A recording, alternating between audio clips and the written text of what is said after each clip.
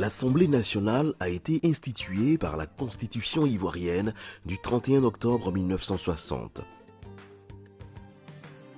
Après avoir servi de scène à la déclaration solennelle de l'indépendance le 7 août 1960, l'Assemblée nationale sera effectivement mise en place le 27 novembre 1960 avec un effectif de 70 députés.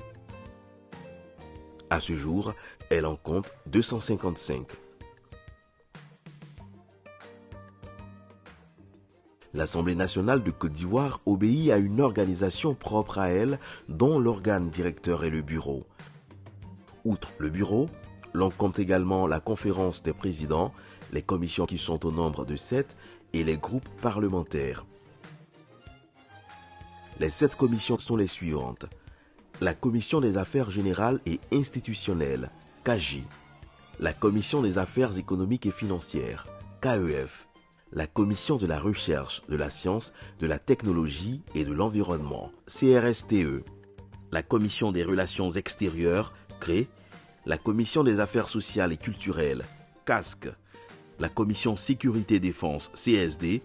La commission d'évaluation des politiques publiques, CEPP. Quant aux groupes parlementaires, ils sont composés de plusieurs députés ayant les mêmes affinités politiques. Le groupe parlementaire est administrativement reconnu s'il réunit au moins 8 membres. À ce jour, il en existe 3, RHDP, PDCI et PPACI. Constitutionnellement, l'Assemblée nationale vote la loi, représente le peuple, consent l'impôt, puis contrôle l'action du gouvernement et évalue les politiques publiques. À la demande du président de la République, l'Assemblée nationale et le Sénat se réunissent. Cette réunion est appelée le Congrès. Le président de l'Assemblée nationale préside le Congrès et il est assisté du président du Sénat qui en est le vice-président.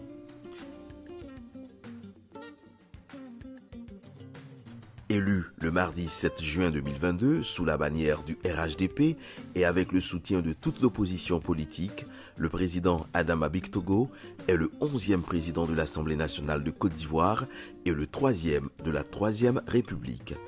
Le député d'Agboville a une vision claire pour la représentation nationale, faire de l'Assemblée nationale le fer de lance de la cohésion nationale, le creuset du dialogue avec les autres institutions de la République, un cadre apaisé, propice à une gouvernance harmonieuse.